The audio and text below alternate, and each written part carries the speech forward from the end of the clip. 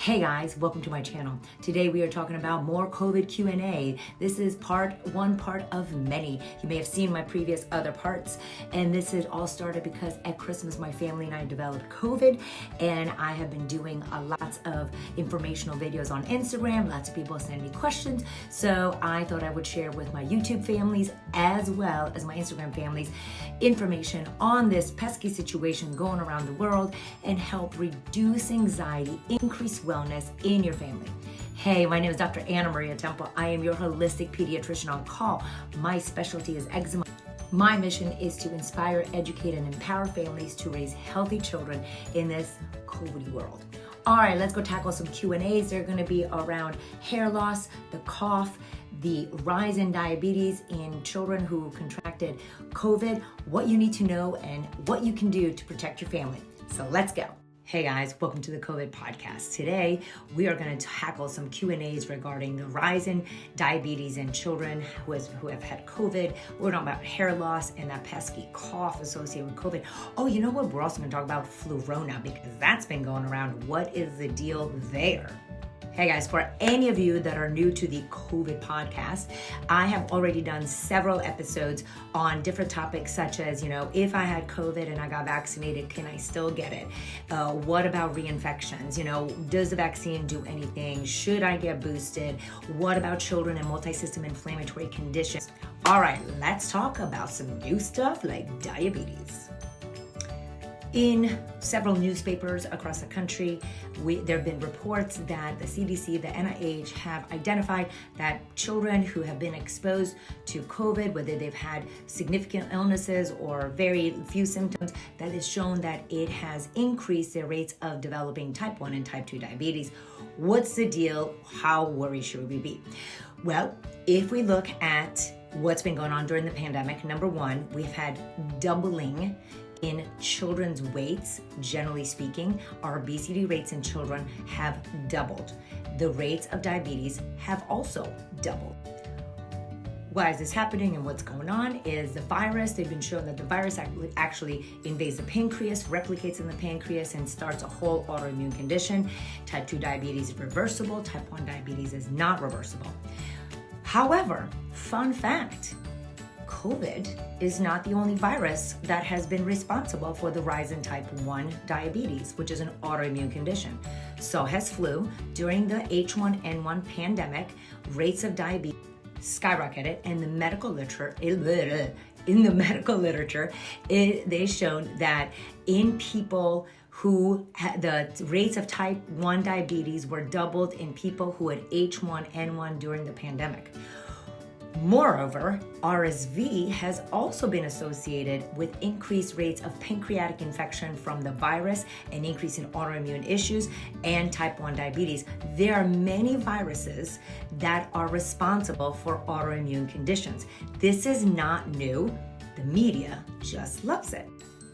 Our human body is under attack daily from about 2,000 to 3,000 antigens, which means particles of bacteria, viruses, fungi, and other microscopic infectious things.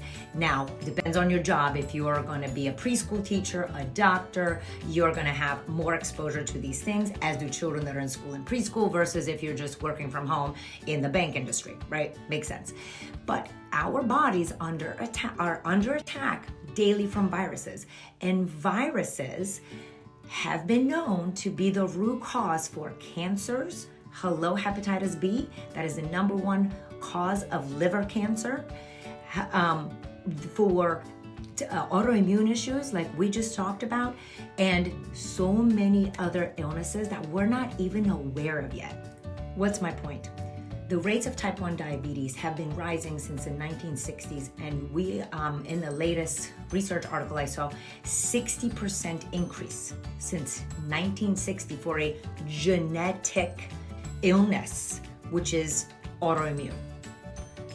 We've had a lot of issues. It's just not the viruses, it's the host. So one of the things that I always talk about is every single day our body has to defend itself against various particles that are trying to invade our body. Not just during COVID season, not just during flu season, but every single day. So what you do every single day to keep a strong, tough immune system will protect you from the daily attacks that are happening out there.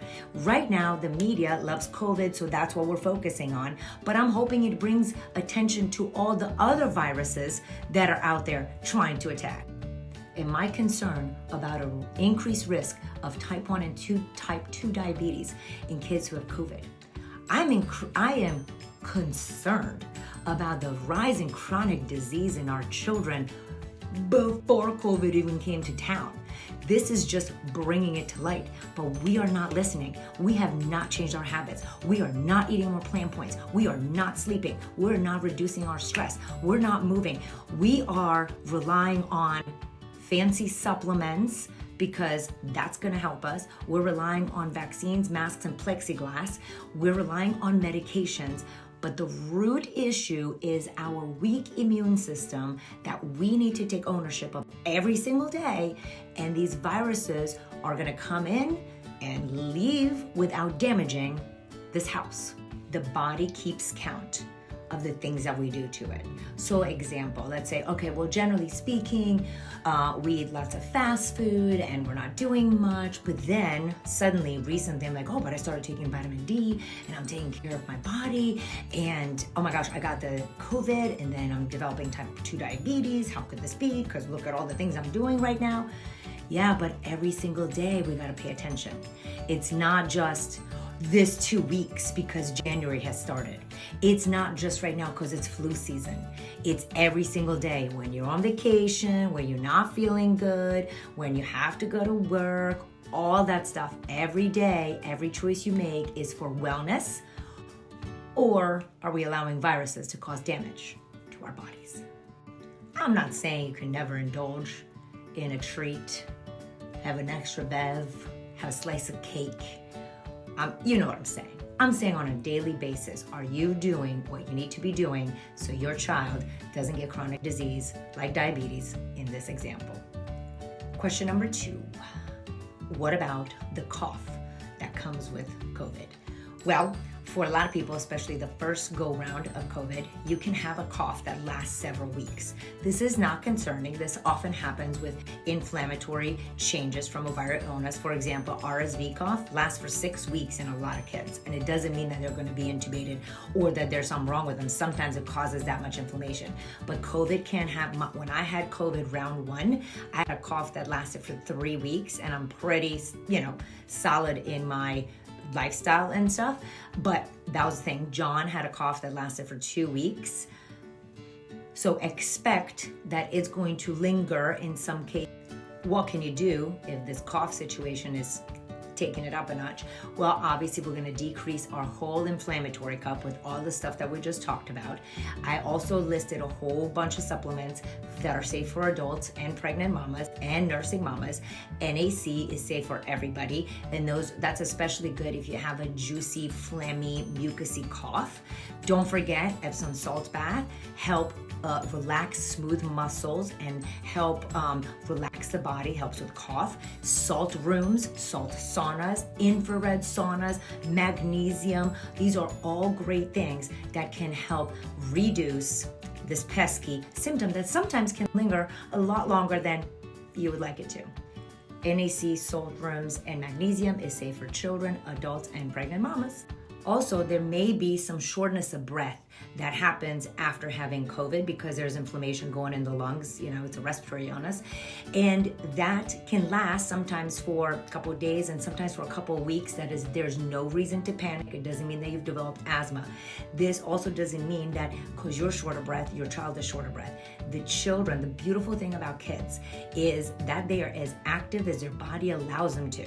So if your child has had COVID but yet wants to ride bikes, play, run, you let them do whatever they need to be doing. There's a rumor out there that like, oh my gosh, we need to keep them still so they don't get like myocarditis or some. Please, if your children are up for it and want to be outside, I couldn't encourage it more, because the more outdoor activity, the more movement, the more sunshine, the quicker we get over all these symptoms that may be lingering from COVID. And lastly, hair loss. I'm a pediatrician, guys. My patients have not experienced hair loss from COVID. Their symptoms have been so much shorter than adults, but my mamas have had some issues with hair loss, and that makes sense because this is a traumatic issue. Like the virus can be traumatic for some people. It can cause a lot of pain, a lot of headaches. It could be a really very highly inflammatory issue, and for some people they have mild symptoms, but the anxiety of the logistics of COVID, of quarantine, of travel, of school, the stress of that can also be really powerful. And our hair is in 3 stages. One of the stages is the growing phase, the dead phase, and the beginning phase. I'm getting confused on my when you go into a major traumatic stuff, the hair that is growing goes to sleep and dies. One of the things that I was doing before even hearing about the COVID hair loss thing is taking C60, which is a powerful antioxidant. And one of my colleagues was like, can I send you this so you can try it? We created it for hair growth and for people with weak nails. I'm like, let's do this. So I put on my coffee. Anyway, powerful antioxidant. They put it in organic olive oil, avocado oil, or MCT oil. You get to pick which one. And it's got third-party testing, and it's got a QR code so you can make sure that your bottle is the level of purity they claims it is. Anyway, I went to my hairdresser a couple weeks ago to not color my hair, and she randomly was like, oh my gosh, look at all these baby hairs. You have so much hair growth. What are you doing? Hey y'all, thank you so much for checking out this video. I hope that you have a little less anxiety and a little more ideas on how to tackle wellness. Don't forget to subscribe, leave me some comments and suggestions, and I'll see you next time for more Q&A from this COVID podcaster.